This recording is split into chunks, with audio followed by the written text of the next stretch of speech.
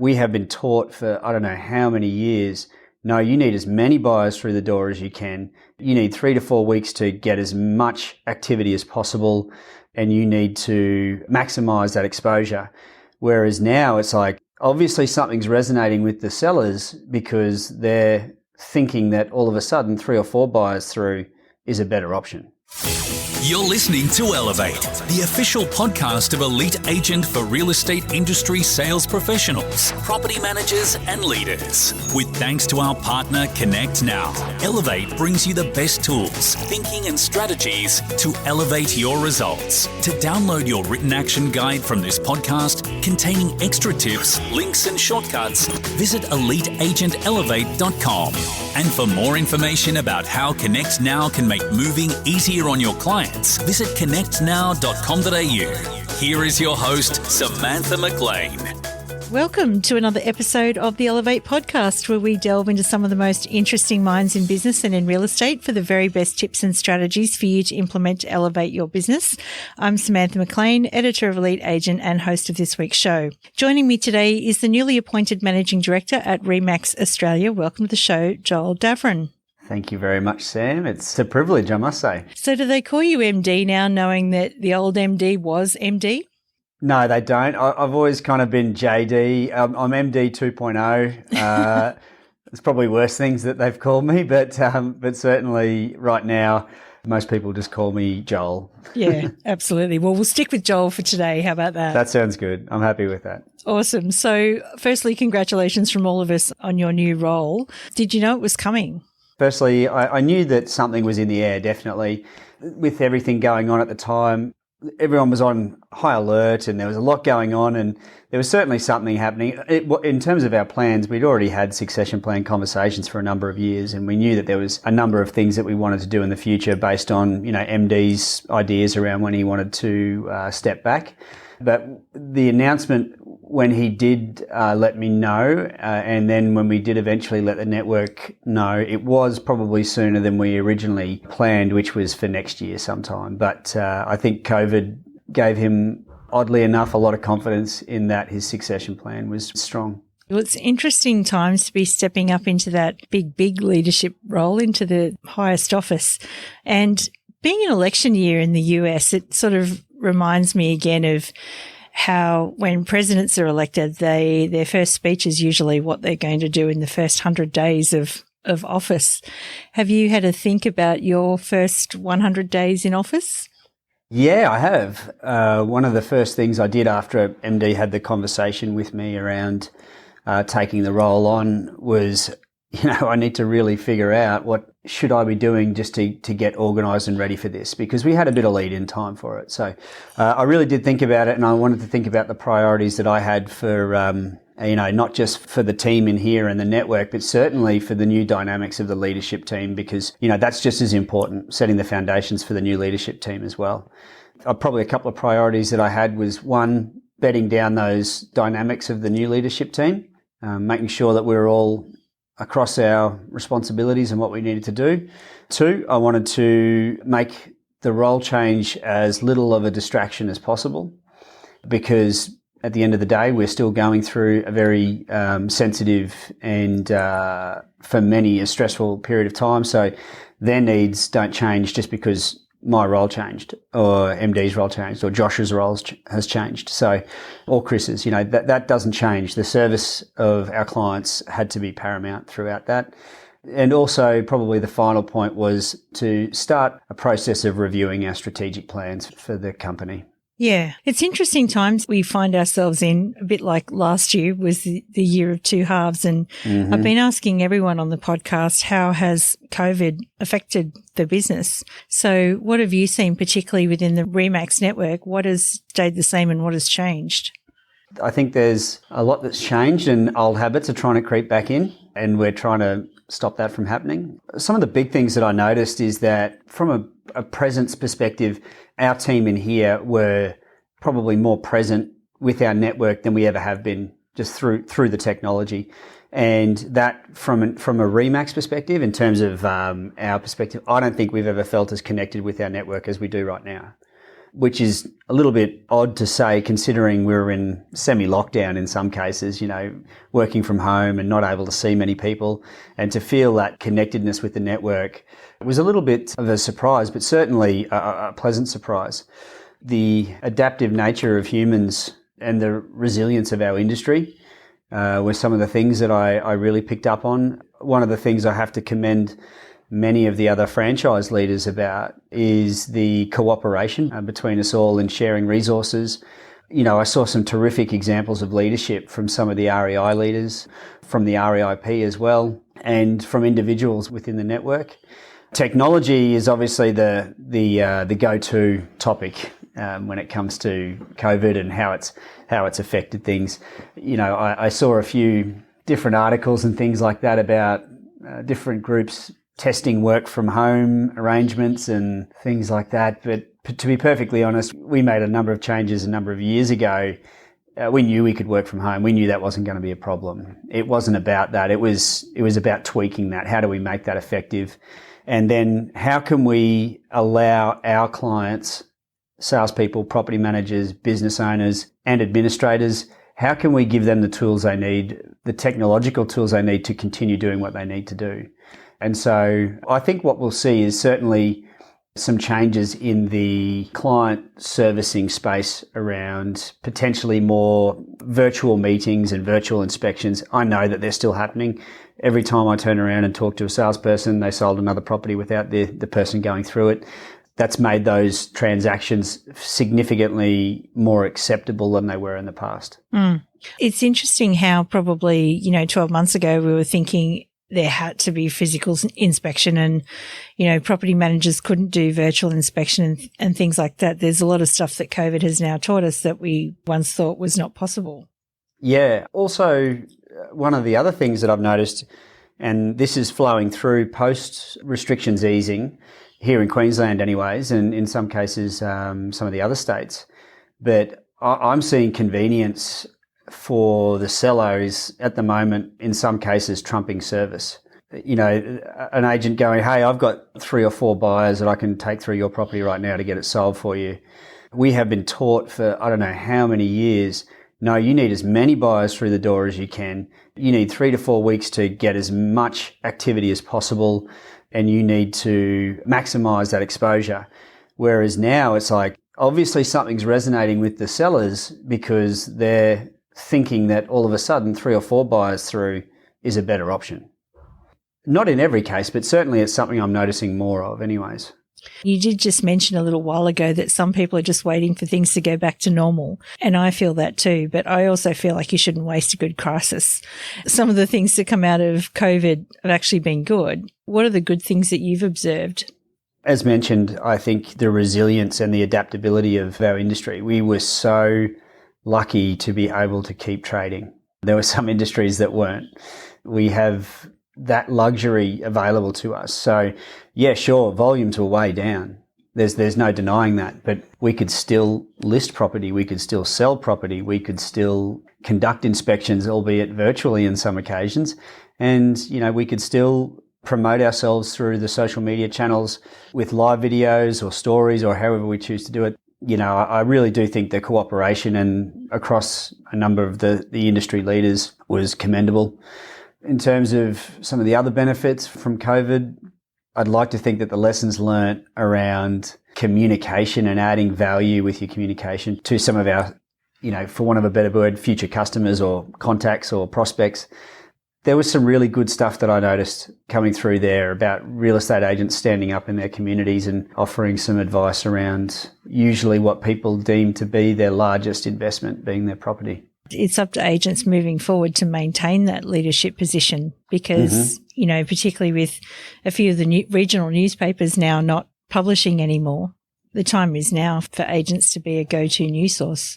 That's a bigger thing than I think some people have given acknowledgement to. Those local papers, for us, we're talking about how can somebody speak to their community, particularly in regional areas, and that was one of their best channels. Yeah.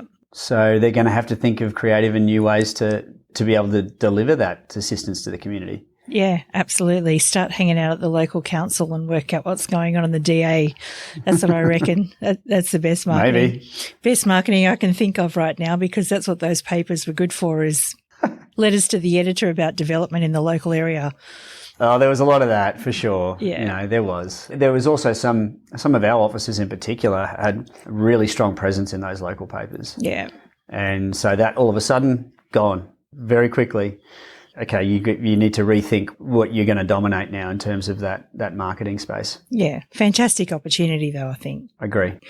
So we're here to talk the leadership diaries today, because we always like to do this with people that you've been in a leadership role in ReMax for years now, and you've also been in real estate for years now, but for people that perhaps don't know you as well as MD, who's been such a familiar face on the real estate landscape. So are you ready? Mm-hmm. Going to start with you getting into real estate. So you didn't actually start with ReMax. You started with LJ Hooker quite some years ago.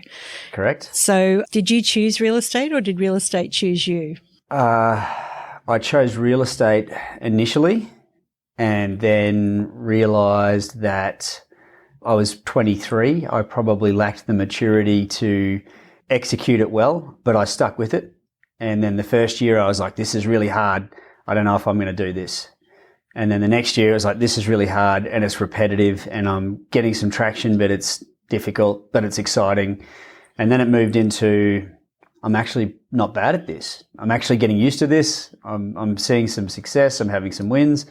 So in some ways, I think it was a bit of a slow dance for me. And I think in the end, I think the industry chose me maybe. I don't know. Do you remember your first sale? I do. Yes, I do. There was two almost on the same day, and one was a friend of the family that gave me a shot, and the other one was a guy who was renovating his house who I door knocked in the middle of summer in 35-degree heat, and I think he felt sorry for me, and he was renovating his house, so he gave me a glass of water and asked me in to have a look at his property. So funnily enough, I ran into him probably about a year ago, and he works in the building next to me. I sold 2 properties for him in the end. Small world. It is. What does the first hour of your day look like? Are you a 5 a.m. clubber? I'm a 4:45 a.m. clubber. Right. Yeah. Look, whether that's through the efforts of my kids or whether that's through my own alarm, sometimes it's different. But I never used to be an early riser when I first started in the industry, but now I get up pretty early. And I do that because I like to feel like I've had a head start. That's probably the most part. And I like to train. The only time I can train is when my girls are asleep. So that's the best bet for me. Nice and quiet. Actually, that's another thing COVID has been good for, is like everyone's learned to work out at home now with videos and stuff like that. I've been doing stuff like that for a long time. So, I was able to I had everything set up ready to go. So that was no different. I tell you, talking about quiet, one of the weirdest things about COVID was every now and then I'd take my girls for a walk, and we were walking one morning towards one of the busier roads in Brisbane just to go and get a coffee. No cars, no traffic. It was completely silent. It was very unnerving actually. After a couple of minutes I got used to it. It was quite nice. Yeah, absolutely. It's Sydney's back to being chaos again. Yeah, Brisbane too. Yeah. What about the rest of your day? Do you have a routine or something like that keeps you productive? The calls that I need to make, the most important calls, I will always aim to get done. Very much Brian Tracy Eat that fans. frog. Eat that frog. I recommend that to a lot of people. And it's done better for me because I'm a morning person. My energy levels are at their height. I usually throw my meetings in usually between kind of 10 and 1. And then I'll try and get, just the internal work done in the afternoon, just because I know that I usually catch a bit of time. We're still doing very, very regular network meetings online at the moment. And so that will usually be a late morning thing as well. So I've got a pretty structured week. I wouldn't say it's locked in each week, but it's pretty structured. Yeah. You need that kind of thing, don't you? So otherwise you find yourself all over the place. Yeah, I think if you ask some of the team in here what my week looks like, they might have a different answer to me, but it makes sense to me. And I like most humans, I'm a creature of habit. I like routine. That consistency helps me kind of stay anchored And that's something that's important. That routine, I think, helps me just get the hard things done that need to get done because I know it's just part of the process. Yeah. Can you name someone that has had a really big impact on you as a leader? Well, it would be remiss of me not to say MD. I think he has most definitely been probably the most influential leader in my life. Beyond that, there have been a number of other people that, I've really learned a lot from in varying stages of my life. I've got to say, we've had a number of chairmen in our business in here who are very different to me. And so, I really like to pick their brains around how they view things and how they observe things. And I would say that they've also, Phil and Adrian have been very much big influences in teaching me how to become a good leader. Where do great ideas in the business come from? From me, Sam, it's no, I would say great ideas in our business.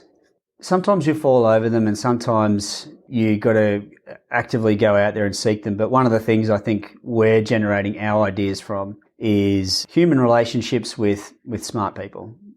There's some great companies out there that work in the real estate business that aren't necessarily in real estate, that are running tremendous technology businesses and, affiliated businesses to real estate.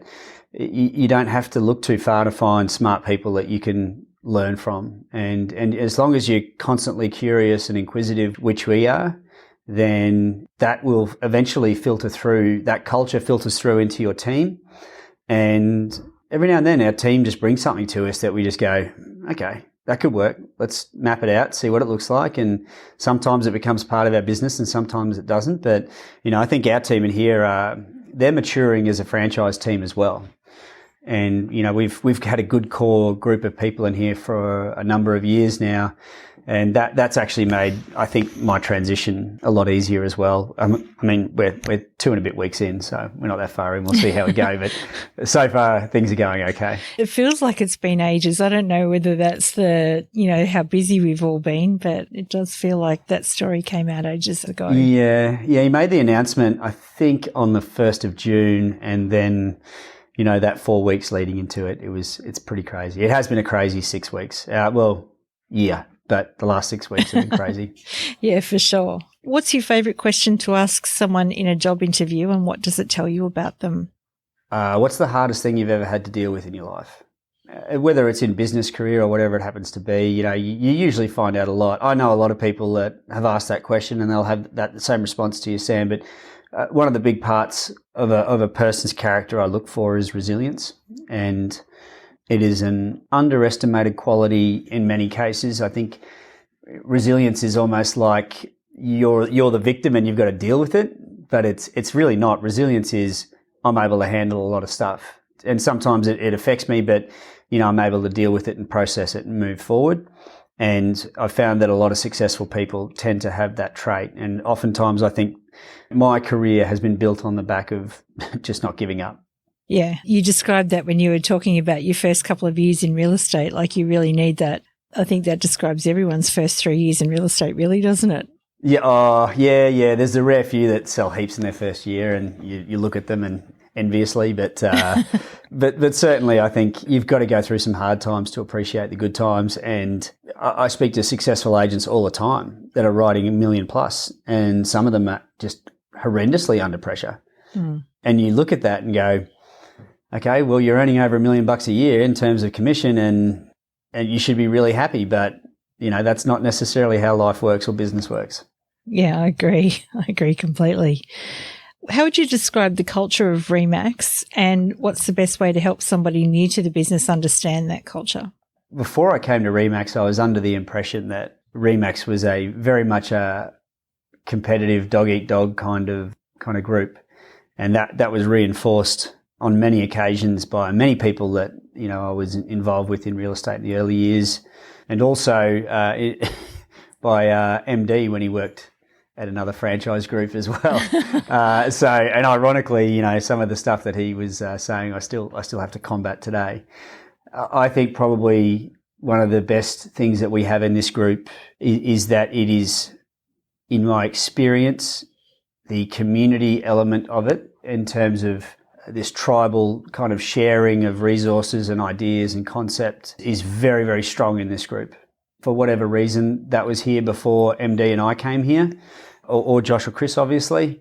And that is something we're actively trying to preserve and build on. So it's a big part of our culture. I don't like talking about the word family when it comes to business, ironically, but in MD's own words, in family, sometimes there are some members of the family that don't contribute as much as the others. So when I talk about business and our involvement with it, I just talk more about community. Yeah, well, I think that's what everyone's looking for at the moment, isn't it? Like a sense of belonging somewhere, particularly. I think as humans, we need that even more right now. Yeah, you couldn't pick who was going to be affected by it like that either. There were some people who you thought that person's a really strong person, and then they got really knocked about. Yeah, it was really interesting, and then other people who you thought they might struggle a little bit. They kind of lifted and. It was really hard to pick that. Like many things in COVID, there was no consistency to it. So it was a really interesting observation that many of us made at that time. And I think that we'll continue too, like the way we all react to different situations moving forward. Like I think none of us have ever faced anything like this anyway before. So how will we feel about moving? How will we feel about a new job? How will we feel about traveling, going to the cinema? How do you feel when someone coughs beside you? It's just all of these unpredictable things that we've got to look forward to. Yeah, there's a lot of changes, right? And the handshake one and the hug one, that's the one that gets me all the time. Whenever I see somebody from our network, that's usually my first response to seeing them. Yeah. And can't do it. Some of them do, some of them try, and it's like, and you kind of feel a bit awkward, but it's one of those things you just got to deal with it and move on and just be respectful of other people's space. Yeah, well, that's it. I was never a hugger, so I was okay with that. It was the handshaking that really got me. Yeah, every now and then you'd catch yourself shaking someone's hand. I'm sorry, I didn't even think twice about it, and they do the same to you. But yeah, it's a weird one, that one. Yeah, absolutely. What advice would you give someone going into a leadership position for the first time?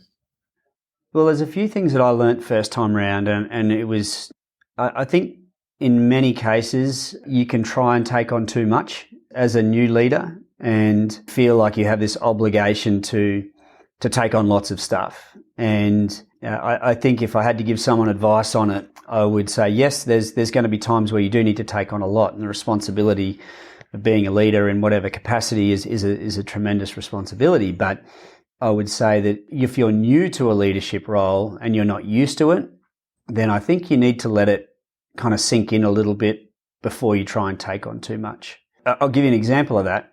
This time round, when I spoke to you about one of our priorities being the strategic planning, I thought, okay, well, we might as well get started on that. And then I just realised there's so much more to settling this in than I realised. And really quickly, rather than trying to push ahead with the planning stuff, I just said, look, let's just step it back a little bit. Let's just settle things in. Let's get everyone comfortable, business as usual, and then we'll get to the strategic planning in the next month or two. Sometimes less is more when you're stepping into that leadership role, and keep your eyes and your ears open and, actively listen to what people are saying. Yeah. Again, particularly now, that's so important just to, have people feel heard and, to feel like even though there's a change in leadership that you're still there for them. Mm-hmm. I've been really surprised by one of the things that we do in our business is that we have a very strong accessibility principle in our business. So many of our network can contact me at any time. And we had somebody in here who's looking at taking on an office, and they said, oh, look, obviously I'm not going to be calling you. Who do I speak to if I have a problem? I said, you can call me. That's fine. If it's a problem, give me a call. If it's a real problem, you can give me a call anytime. So that's a double-edged sword. You get calls Saturday, Sunday nights and late at night, and sometimes you're on the phone for a lot longer than you need to be, but it's also a big part of our philosophy in ReMax. So, and in ReMax Australia anyways, and probably ReMax in most regions, but that accessibility is really important. Yeah. Okay, a bit more of a fun question here. What's the worst advice you've ever heard given to someone starting their career in real estate? Okay. I've got a lot of beliefs around this. I personally think that you have to do the hard yakka at the start. You have to. And I've heard a lot of advice around people saying you need to spend a lot of big money on marketing to launch yourself as a real estate agent. My take on that advice is take it at your own peril. I think I've seen it time and time again that marketing is absolutely critical. Good marketing, strong marketing, but you have to do the fundamentals to begin with. You cannot market your way into market share in real estate. Not at the start. Definitely not at the start. Someone should tweet that. I'm fairly sure I stole it from somebody, but I don't know. But it's definitely a belief that I have as well. And if I did take it from someone, I can't remember who it was, but you have to do the fundamentals and the basics. And you've got to choose those things that you like. We had an amazing agent, Laura Wright, today talking about marketing to our team in our fortnightly sales meeting with the network. And she was the same. She's got a marketing slant to her business, but she realized she had to do the basics. And that's why she's tracking very well in terms of her growth. Yeah. I like that. I've got to remember that you can't market your way to market share. Yeah. Yeah. Definitely not in the early days. Definitely not in the early days. Yeah. That's right. I'm sure that will be a good soundbite for someone to have a shot at me. I expect that one at the top of the blog post. Yeah, for sure. Yeah, good. What do you think is the number one skill that agents and property managers need to cultivate right now? Connecting with their clients. And I know that's a really broad, general thing to say, but at a human level, that was one of the other things that came out through COVID, that level of vulnerability that you got to show as a leader and as a real estate professional. To some people showed that you're a human. You're not just a real estate agent in a BMW with a mobile phone getting profile shots. There was a lot of real genuine connection and care towards clients. And I think that's one of the good things that I hope stays in the industry after COVID. And right now, like always, you shouldn't be prospecting for business. You should be, nurturing relationships and trying to start new relationships and working on those as best you can, because that's what people are looking for. That to me was something I think we need to really focus on moving forward as well. Yeah, absolutely. That's good advice. Well, Joel, I have enjoyed catching up with you like this again. It's been fun. It has been really great to do this finally, because we've been threatening to get you on the podcast for so long. If there was one thing that you would like to leave our audience with, what would it be? There'll be a lot of different people in your audience, property managers, salespeople, business owners. I think this year has seen us operating at a very high level of alertness, as I mentioned earlier, and oftentimes without really knowing it. And we're already operating in a fast-paced business, and so you could have been on tilt for the last 3 or 4 months, and you don't even know it. And so if you're feeling flat, if you're feeling, really kind of disillusioned with it all, because I have spoken to some people that are, the mental health issues that are arising from this is pretty serious. And so I guess my advice would be, give yourself a bit of a break, take it easy on yourself. Don't be too hard on yourself. If you are feeling the pressure, sure, we have to get business done, but sometimes you need to cut yourself a little bit of slack as well. If you've been going hard out for the last 5 months, just doubling down like a lot of people said you had to do, which is fair enough, I get that. If you've been doubling down for that period of time, it's going to take its toll. And so, look after yourself, and, maybe you need a bit of a break away for a few days to disconnect and then come back with some fresh eyes and some fresh energy. Because I really think if you're in that space, you're probably only operating at 80% anyways. Yeah. Maybe less, so have a break, come back at 100.